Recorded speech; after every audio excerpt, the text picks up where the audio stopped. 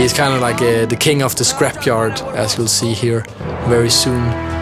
So this end of the street now is a lot more empty than it was when we first arrived and took a look around. So there's definitely more freedom here for us. You can see the target there. He's roaming the scrapyard as he does, king of the scrapyard as it were. And you can see the explosion was absolutely huge. The black smoke is pillowing upwards past the big poster of Dexter there, the benefactor of hope as we mentioned earlier. But we now need to head into the scrapyard. You can still see the target just on the screen there. We've got a sign warning, keep out dogs, so we should be careful.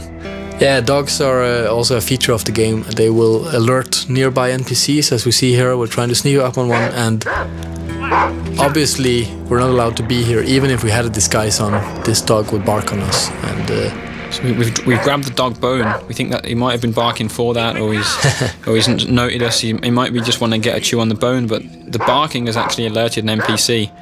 This mechanic here has come across, so we need to be careful. Yeah, so this poor guy doesn't know what'll hit him. I should always check what's behind you. The dog's stunned. Yeah, so as we're trespassing here in the scrapyard, this mechanic comes in pretty handy, as we can take his disguise and move around a lot more freely in this area. We don't have to kind of sneak around, because now, as long as we don't get close to the other NPCs, we're actually allowed to be here. Yeah, and we're going to shove him in the closet, keep him out of sight. There's no evidence that he was ever here. We've got our disguise, and we saw the target walking deeper into the scrapyard, so that's where we're going to head now. Yeah, so now dressed as a mechanic,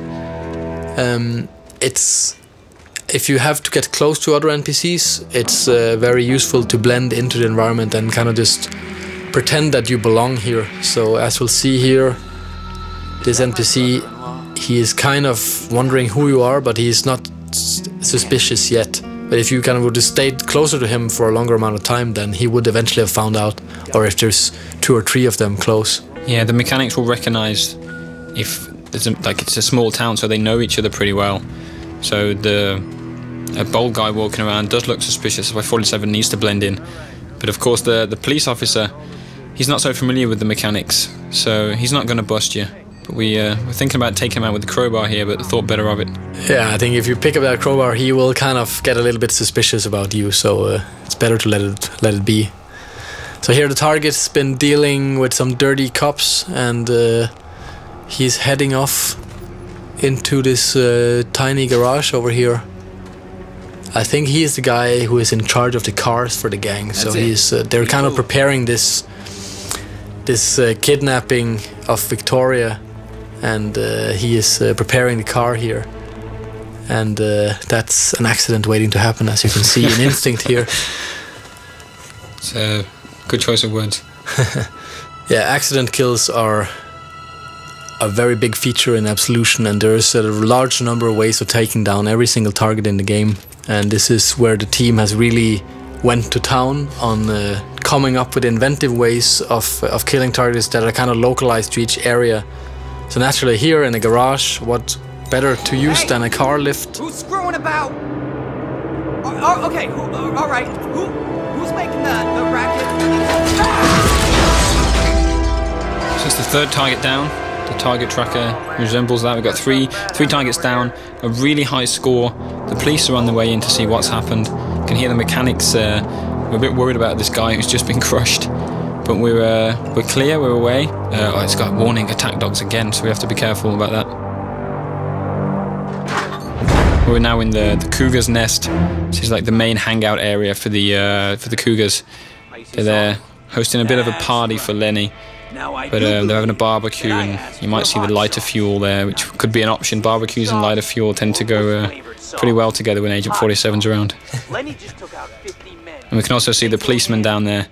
He's allowed to be in this area. We're not as a mechanic. It's a bit of a private area, so we're going to try and take his disguise and see if we can get closer to our target. Yes, usually these kind of isolated characters are pretty useful for us, as they provide disguises and weapons and so on. We've just got an improvised weapon there, a bottle. Smash this around the guy's head. Smash. He's down. Disguise is ready to get picked up. And 47 needs to choose a weapon here.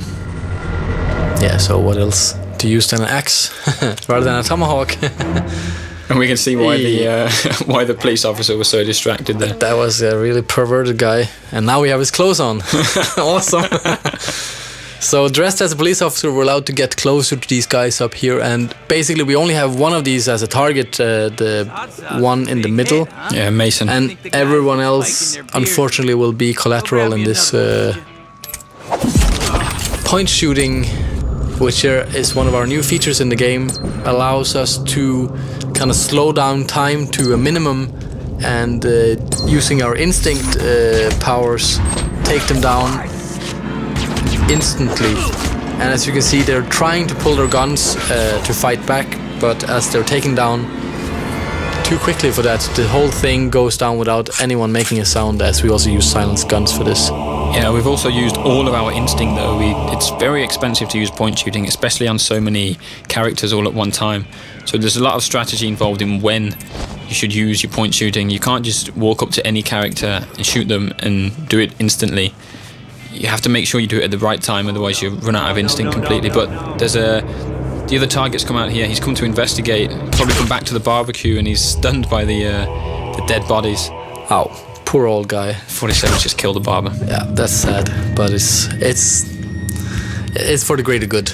We need a new disguise here, because now there's a lot of police officers in the building here. So using the barber, which is freely allowed to walk around here, it's a pretty powerful disguise. And as you can see, there's lots of characters here, so trying to go in here guns blazing would be pretty dangerous and difficult.